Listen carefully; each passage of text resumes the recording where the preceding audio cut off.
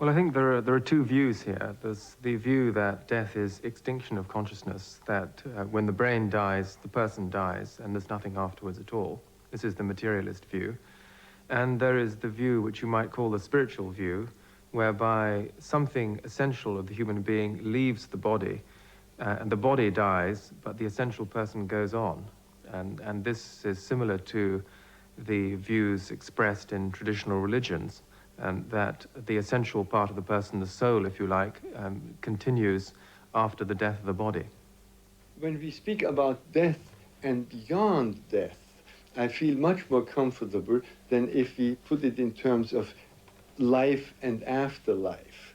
And the reason why I have difficulties with the word afterlife is that the after does not seem to apply, at least in my view of dying, because I ask myself, what happens when I die? And I see it is that my time is up. And when my time is up, there is no time after. That makes no sense. Well, I mean, to me, there isn't any such thing as death. It's merely a transformation from one level of existence to another. And the way I experience it, it's as if at this dimension, we're vibrating at a much lower, slower, denser, heavier frequency. And when you step out of your body, you step out into a much higher, finer, lighter, higher frequency. And this enables you to live and move and have your being in another dimension. That's all it is. You just step, rather like Alice through the looking glass, you step through into another dimension, into another way of being.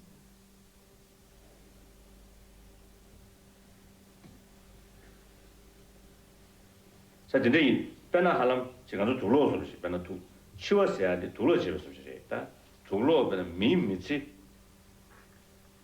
미미지 지금 对年被둘러 리카셰 거기가 나로 가셔야 되나 지금 둘다신이 그런지 야 고전에 지원을 파샤샤 그 메시지는 야지 숨 중에지 거의 물어봐 어떤 신신은 그 둘러지는 신시但근데 인도 깨워도 치워서야 돼 뭐냐잖아 넘버 7 세신도 차왔디 땡네 두스야 가서 10에 8자로고 야 두스야 8윤도 아니 지 깨වෙ니까 지 뒤는 야지 니리 지 니데 밀름 내고 중요한데 뒤내고 첨부자도 좀 말을 두고 해야 돼.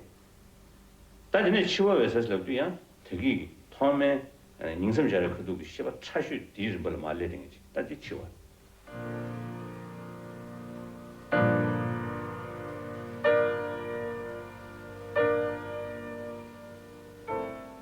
Every phrase and every sentence is an end and a beginning. Every poem an epitaph. And any action is a step to the block, to the fire, down the sea's throat, or to an illegible stone. And that is where we start. We die with the dying. See, they depart, and we go with them. We are born with the dead.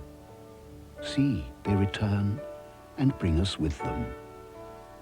The moment of the rose and the moment of the yew tree are of equal duration.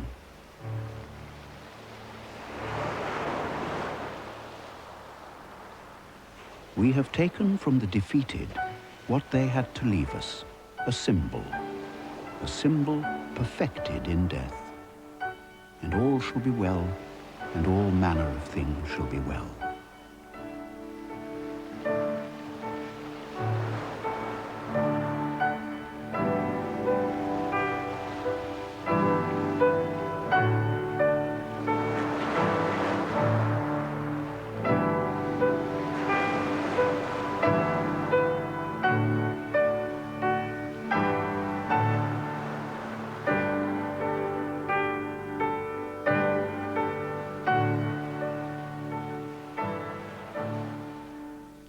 Regarding the near-death experience, I think no, that's been around only in the last 15 or 20 years, and some 8 or 10 millions of Americans, for example, have already had that experience, according to a Gallup poll. I talked to 30 people who'd had a near-death experience a couple of years or so ago, and I would say that has got very important implications for our understanding of life and death and the universe. The first thing one would say is that it's a bit simplistic to think of a person having an out-of-the-body experience as moving around in physical space. It isn't quite like that. It's mixing up the old realism model of the physical world with a new experience which doesn't quite fit it. And then, again, while they're apparently sometimes floating in the air above their body, they sometimes have wide-reaching extrasensory perception experiences. They know, and truly know, it's been verified, that people are coming to see them in other parts of the hospital with several closed doors, long passages and walls in between them. So they have wide-ranging extrasensory perception. Sometimes that stretches into the future, which seems to indicate that they're transcending time in some way. There are two ways of looking at the relationship between consciousness and the brain. You can either suppose that the brain produces consciousness, or you can suppose that the brain transmits or filters consciousness. If you take the first view, that the brain produces consciousness, then you would predict that the consciousness or the person is going to be extinguished when the brain dies. If you take the second view, then you would predict that consciousness would either change or possibly even expand at the moment of death. And it's significant, I think, that the near-death experience points towards an expansion of consciousness at the moment of death rather than an extinction, and helps one make up one's mind between these two competing theories about the nature of consciousness, and therefore about the nature of the human being, and indeed about the nature of human life. Last January, I had this experience of what medically they call a stroke. And it was a death of the mind, you see. Suddenly a terrific force hit me, and the mind went like that. Everything went. And I was laid out for about a week. People thought I was going to die, and I thought I was going to die, which was very important, you see. And then I slowly began to come back, and as I was coming back, I had the premonition that I was going to die, and I prepared to die. I said the proper prayers and everything, and waited, and nothing happened. And so I got somebody to massage me, and I came back to normal. And then I felt a need to surrender. And it was interesting, surrender to the mother. It came very clearly, surrender to the mother. And I made this act of surrender, and a kind of wave of love overwhelmed me. There was a friend, a nurse, Julie Walters, looking after me, you know, and I called her, I said, I'm being overwhelmed with love. I don't know whether I can survive it. It was such a tremendous power came. I think it was simply opening the unconscious, the feminine simply opened up, you see. But that was a real death, you see, of the mind. And from that time onwards, I've never really been in the dualistic mind. Something is always beyond it, you see.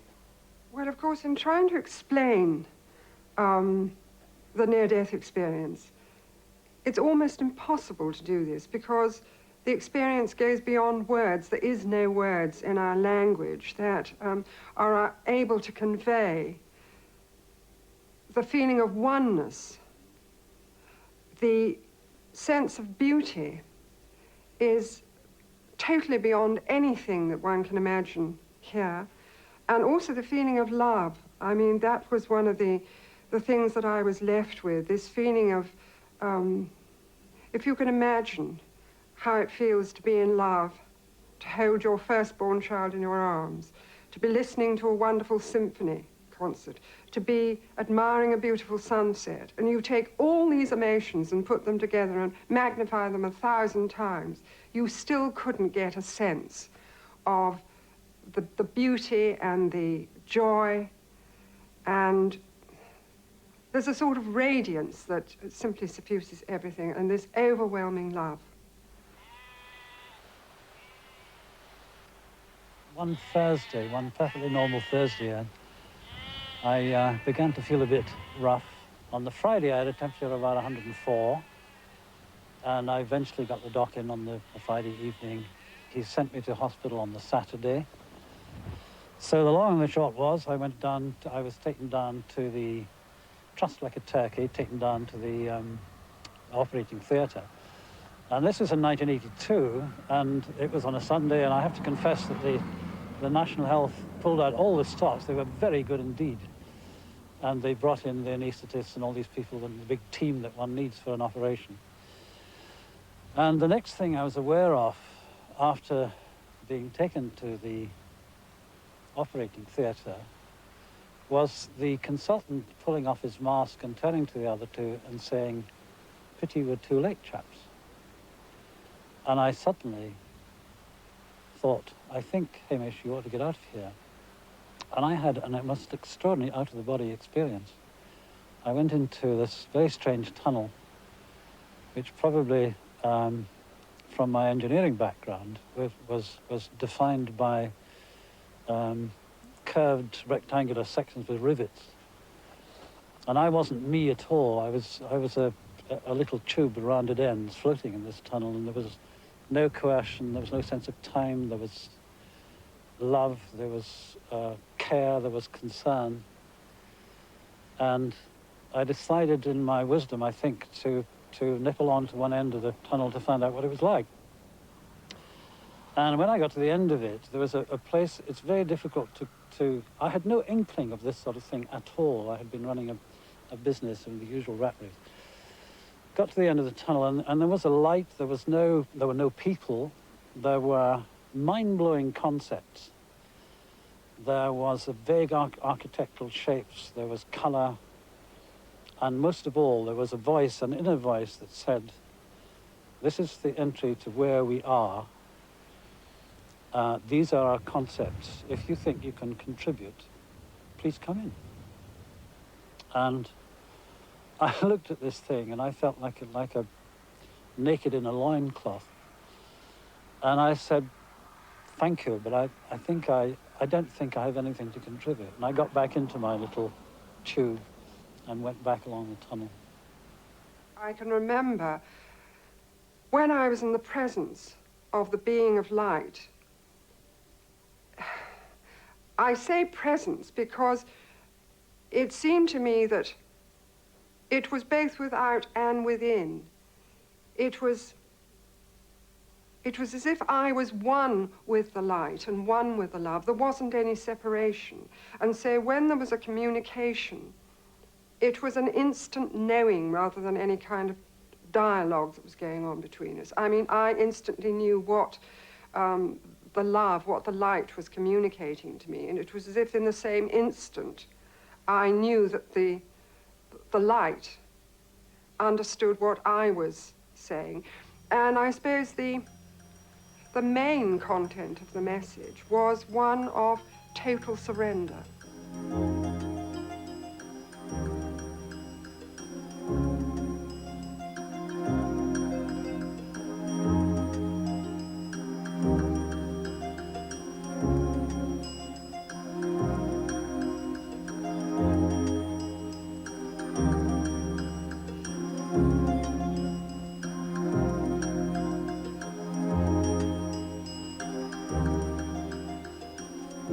World religions have always spoken about an encounter with the divine as an encounter with the light, whether one looks at Buddhism or Hinduism or Christianity. And this encounter with the light is a strong feature of the near-death experience and one of the distinguishing features, so that at a certain point, people will feel themselves being absorbed into the light, which is not only a light, but also represents peace and love and joy and beauty, and even a sense of purpose. And they will be changed by this encounter with the light. It's the encounter with the light which is perhaps the most transformative aspect of the near-death experience. because they experience in themselves these qualities which I was referring to. Now, this links up with visionary experiences in general, and for instance also with the idea in the Tibetan tradition of the encounter with the clear light. It also links up with the research done at, in Oxford, for instance, on visionary and religious experiences, so that one can see that the near-death experience is not only an event in its own right, but it is also related to spiritual and religious experiences in general. The near-death experience results in quite considerable transformations on the part of people who go through them. For instance, they tend to lose their fear of death, and they're also convinced that the essential part of themselves, the soul, continues to exist after the death of the brain, the death of the body. They also find their values changed, so that they would tend to move away from a materialist outlook on life, where having and reputation are important, towards a spiritual outlook where being and listening to people and compassionate behavior, these sort of values are more important. Another recent finding which is interesting is that similar changes of outlook and values seem to occur in those who are researching the near-death experience as happen in the experiences themselves, which I think is quite significant.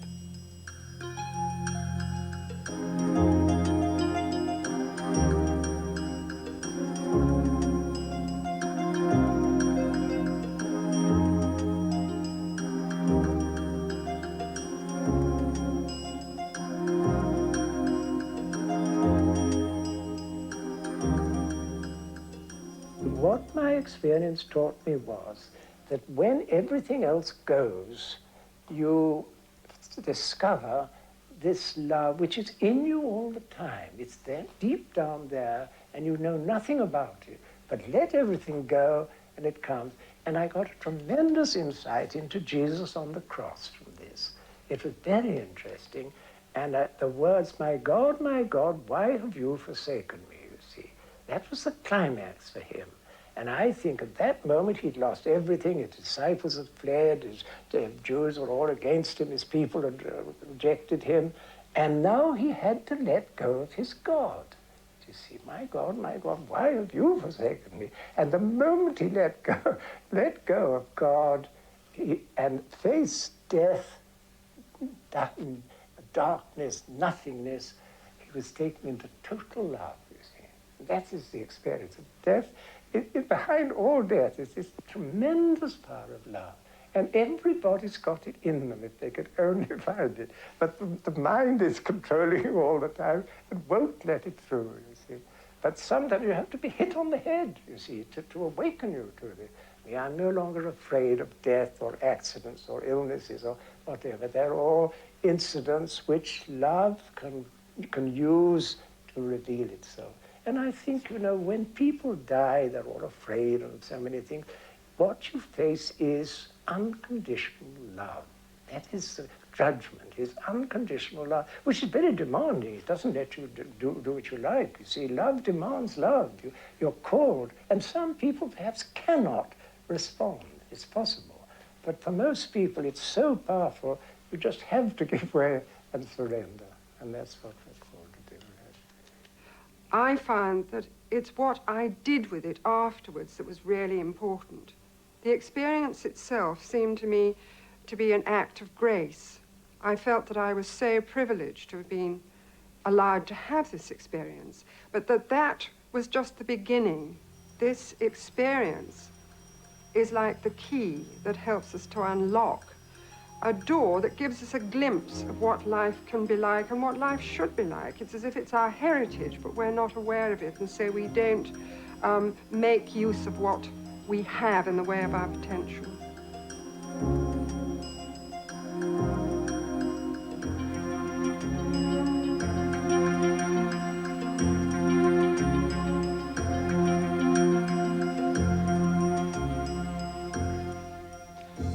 The hallucination explanation for near-death experiences is often advanced, but it's not advanced by people who on the whole, have done much analysis about the meaning of hallucination. Technically, a hallucination is a perception of something which isn't actually there. It's imaginary.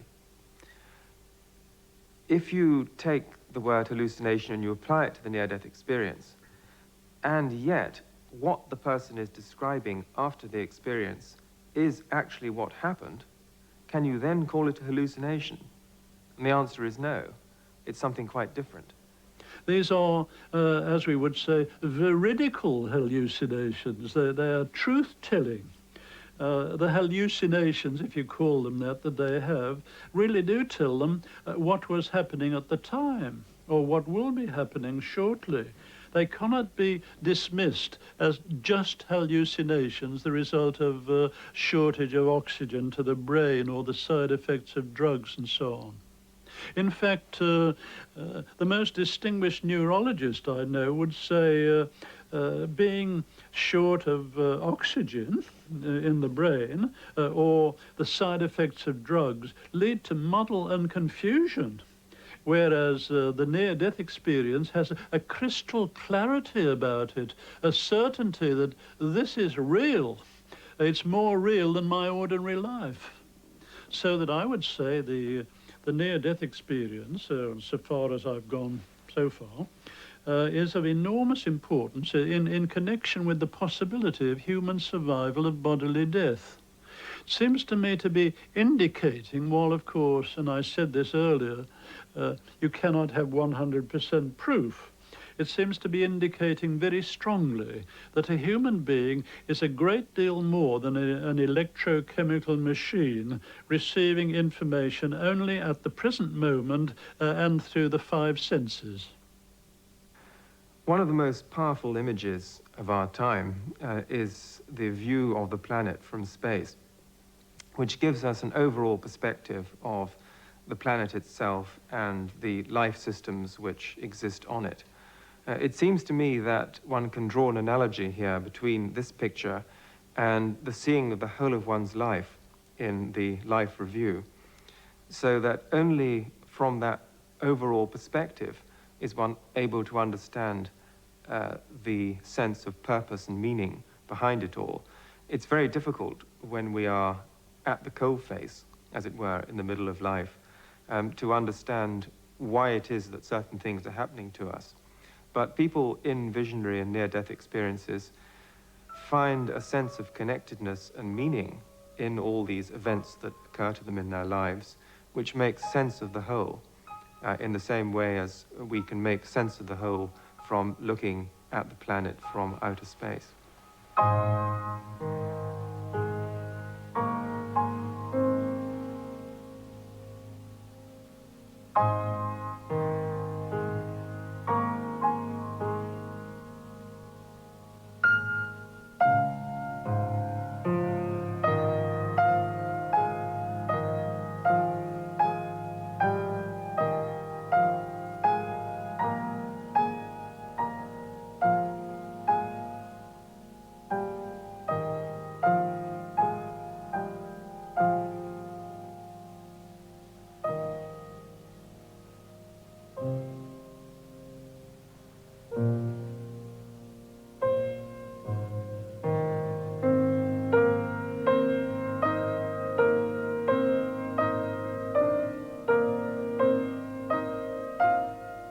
The traditional view of memory, or conventional view of memory, is that memory is stored in the brain, and that memories therefore disintegrate with the death of the brain, and therefore there can be no memory and no personal identity persisting after the death of the brain.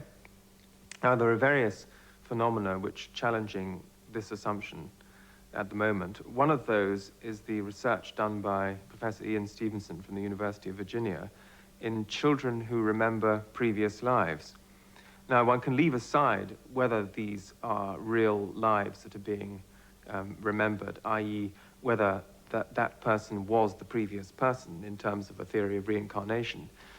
Even supposing, though, which is certainly true, that these children remember events which did not happen to them, but which happened to somebody else, and those events can be confirmed by independent witnesses, then you have a memory which is clearly not encoded in that child's brain.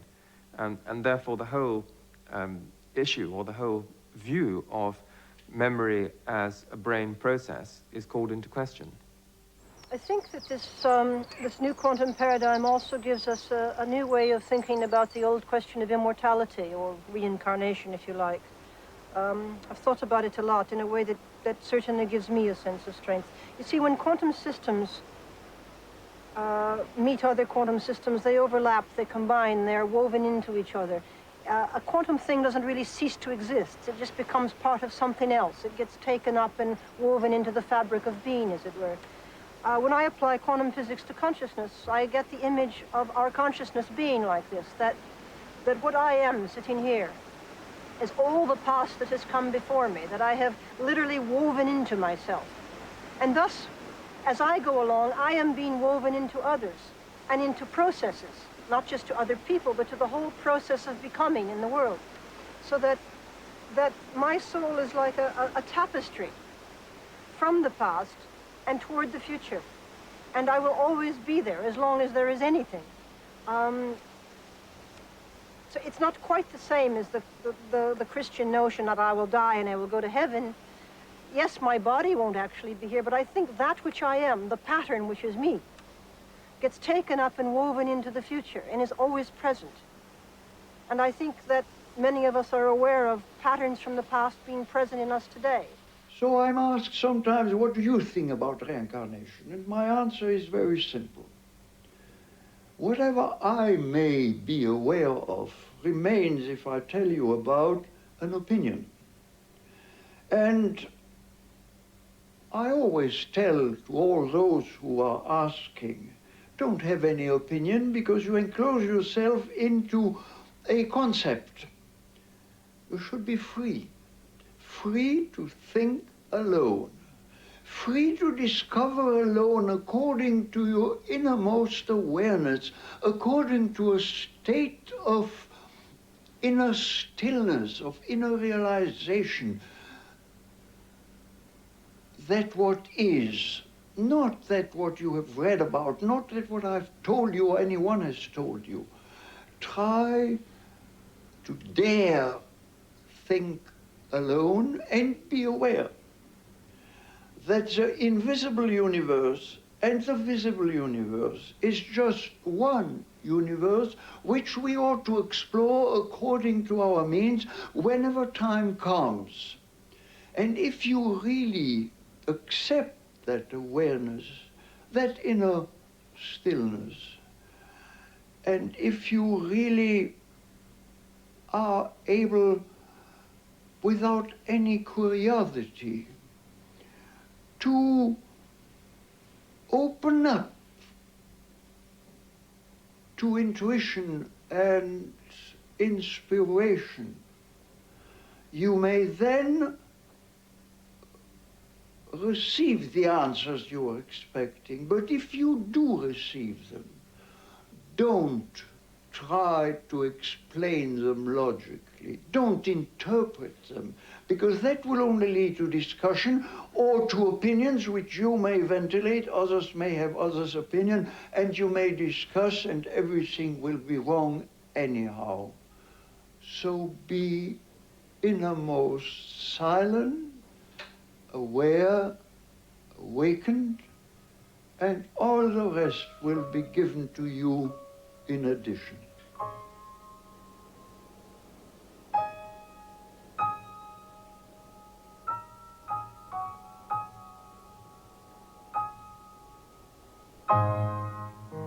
Our birth is but a sleep and a forgetting.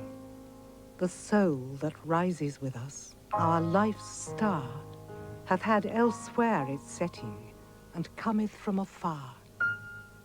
Not in entire forgetfulness, and not in utter nakedness, but trailing clouds of glory do we come from God, who is our home.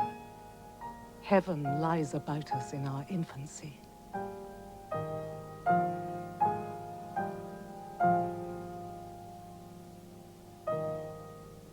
It has been traditional in the West to assume that all experiences that we acquire in our upbringing and our education come from this lifetime. From the 18th century, we had the tabula rasa view of mind, that the mind is an empty slate, a clean slate, and we fill it with things at birth. But from deep meditation, hypnotic studies, it seems that we are born with fragments and traces of memories that come from other lifetimes. Now, this is not easily explicable. It is not accountable biologically. But there is no question that many of the traumas that people experience in this lifetime seem to have backgrounds that belong to what we might call reincarnational experiences.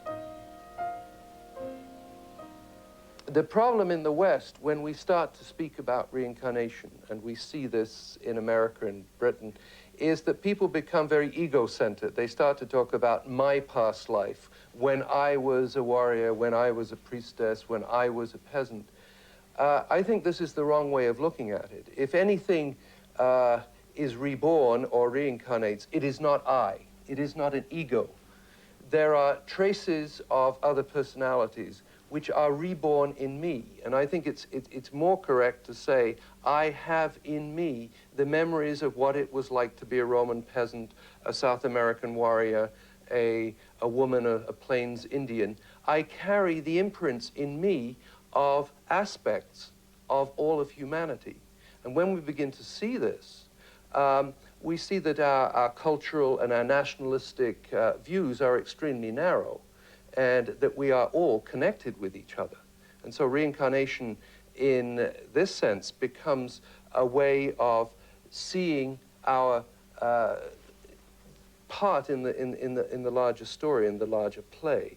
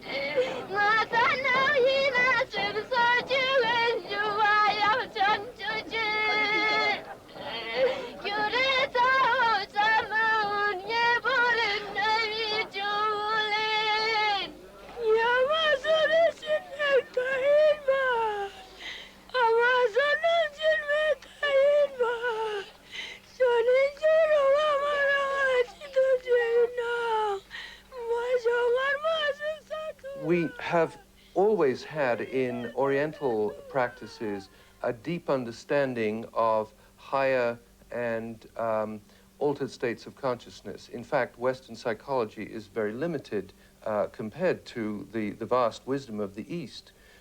One of the things that we can now draw upon are the translations of the Tibetan books of the dead, so-called, which teach us how to consciously die. There is an understanding that we can monitor very carefully the transition of consciousness at the time of death. Now, this is quite alien to Western thinking, and yet it has been practiced for thousands of years in the East. We also know that the psychic and spiritual impressions from one lifetime, according to yoga theory, are transmitted to other lifetimes through what is called the energy body.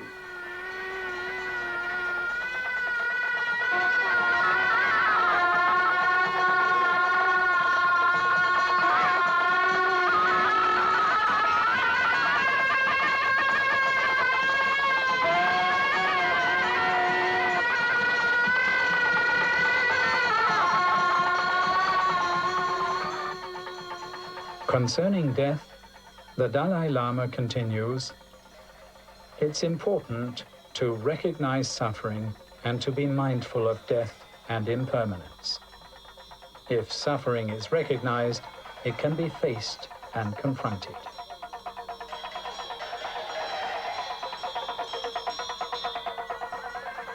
Sooner or later, death will come.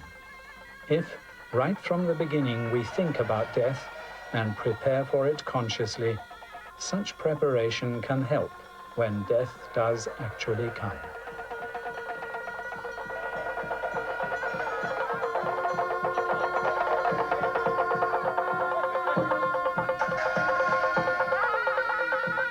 Training one's mind is a task for all human beings, Buddhists and non-Buddhists alike. To overcome death, it is necessary to end our afflictive emotions. This demands a great effort and the use of certain techniques for overcoming the fear of death.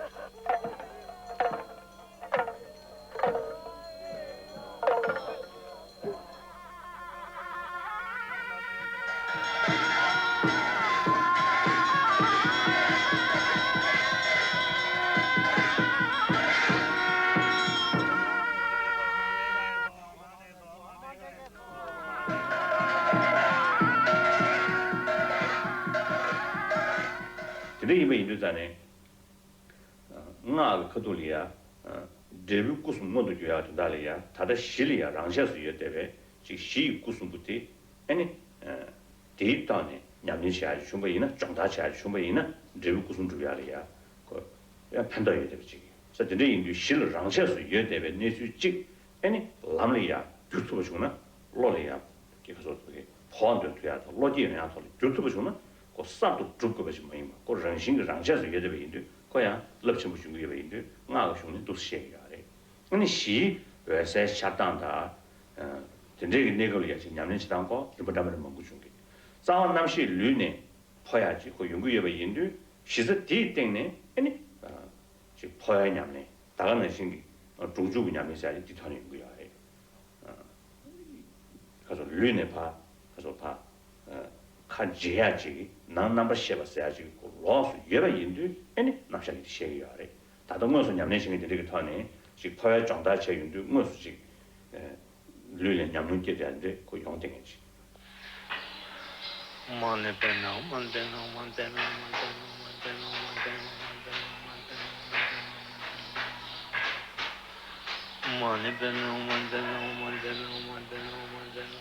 The Dalai Lama continues, "What happens as death approaches is particularly powerful. It is therefore important to learn about the process of dying and to prepare for it in time. During the different phases in the course of dissolution, it is important to remain aware. The more we are aware, the greater the capacity to remember the previous life in the next. We should therefore take care to maintain a calm and peaceful mind and full alertness as long as possible, and to avoid all disturbance and agitation.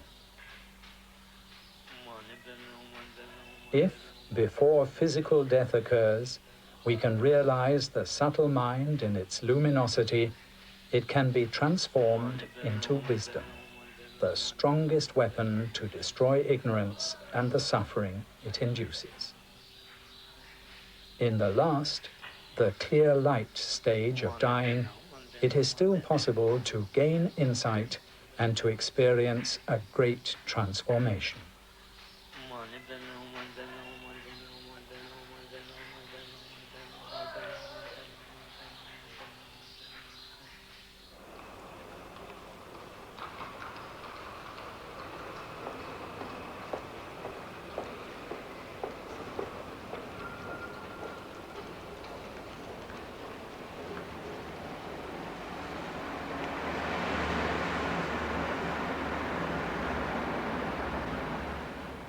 Leider bereiten wir in unserer Kultur den Sterbenden einen sehr unwürdigen, einsamen und traurigen Tod, weil die Ärzte selbst sich vor dem Sterben fürchten, weil die Angehörigen den Tod fürchten, lassen wir die Sterbenden allein.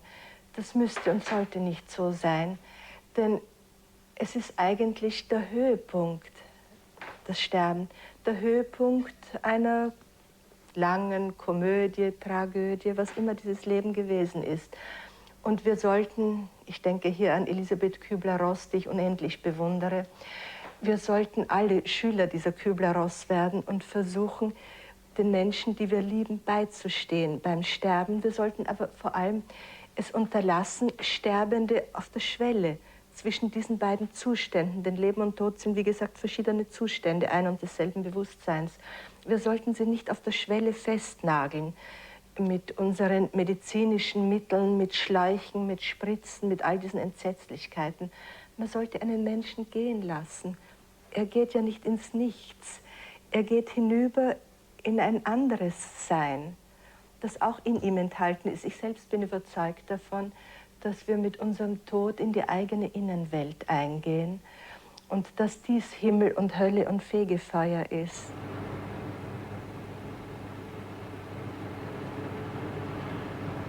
When I started my work with dying patients, it was an incredible denial. To work with dying patients was like, you must be out of your mind. The physician doesn't work with dying patients. We're getting our patients well, like nobody is dying. So those things have changed a lot in the last 20 years. I grew up in a farming community, not on a farm, but in a farming community. And the farmers, the old people who were at that time like my grandparents in age, for them, death and life was part of the same thing.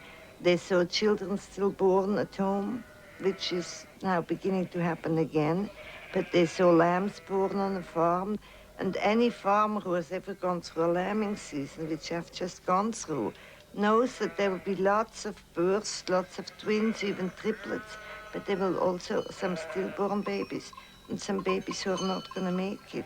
So you grow up with birth and death as just the two aspects of the beginning and the end of life. If for you death is a nightmare and something you don't talk about it, you cannot raise your children not to be afraid. Children learn from the parents' behavior, not from their words.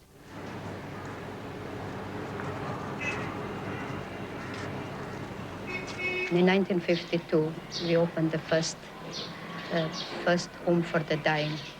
The first woman that I saw, I picked up from the street. She had been half-eaten by the rats and ants. I took her myself to the hospital, and as they could not do anything, they accepted her because I refused to move from there until they took her in.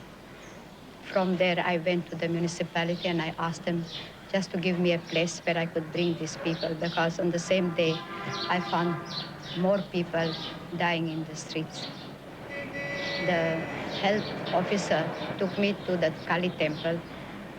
It was an empty building, so he asked me if I would accept that. Within 24 hours, we had our patient there, and he started the work for the sick and dying prostitutes. And since then, we have picked up over 23,000 people from the streets of Calcutta, of which about 50% have died. They have been unwanted all their lives. We want to make them feel that at the end, somebody loves them and somebody cares for them. That's why we want to give them the best of what they have missed right through their lives. As somebody said, that they have lived like animals, but now they die like angels.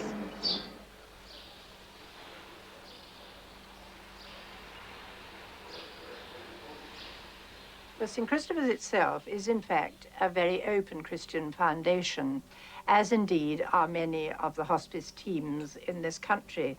But we look much more widely on the whole aspect of spiritual need, as indeed we all do, because it is much wider than purely your own religious affiliation, and many people here don't have one anyway. What people are looking at are their own inner values. what they reach out to beyond themselves that they see as true, sometimes perhaps not feeling worthy to do it, and gradually coming to terms with the important part of themselves that maybe they haven't had time to think of during their busy lives. We in no way are about to help them to think as we think. What we want is that they should think in their own way as deeply as they can. Some people do, some people don't. But I think what we see above all is a change from an anxious, perhaps fighting fist into an open, much more accepting hand. Now, for people to be true to themselves, they may still stay fighters, and we would be very ready to go along with them in the way that they're going to have their own death, not one that somebody else has thought of.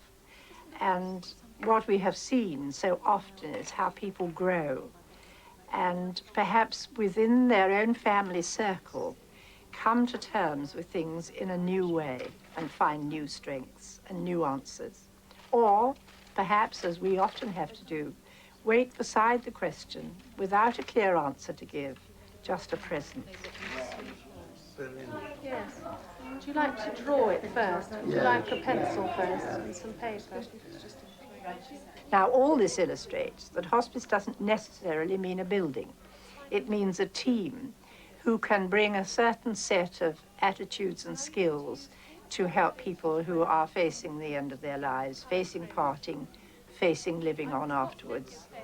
But I think it's very important to realize that hospice is about living until you die, and it may be much longer and often very much better than you ever expect. I think that people have been very reluctant to look at the dying process and to look at death itself. And what we have been doing is trying to say this can be the most important part of your life. And instead of making this a long defeat of living, make it something that can be a positive achievement in the last piece of living, which after all is going to go on in the memories of those who are left behind. And good memories can help to the living on again afterwards. That way. Now, does he want his horse going that way? Silly boy.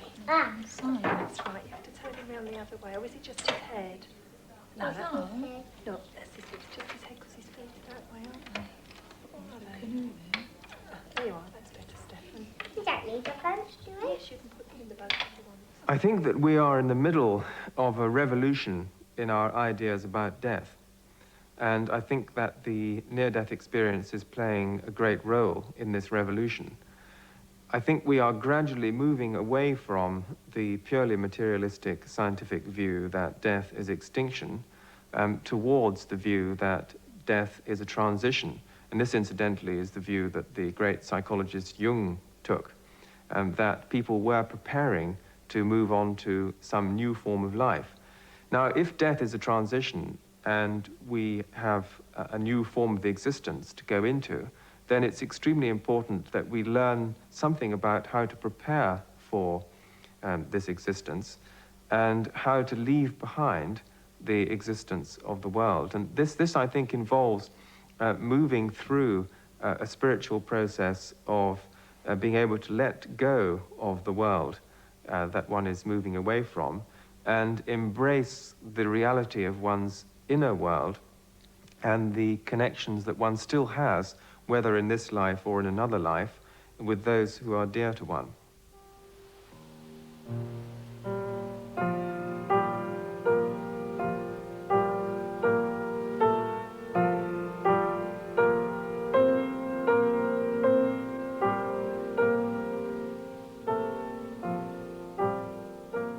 Now, this bell, tolling softly for another, says to me, thou must die. No man is an island, entire of itself. Every man is a piece of the continent, a part of the main. If a clod be washed away by the sea, Europe is the less, as well as if a promontory were, as well as if a manor of thy friends or of thine own were. Any man's death diminishes me, because I am involved in mankind, and therefore never sent to know for whom the bell tolls. It tolls for thee.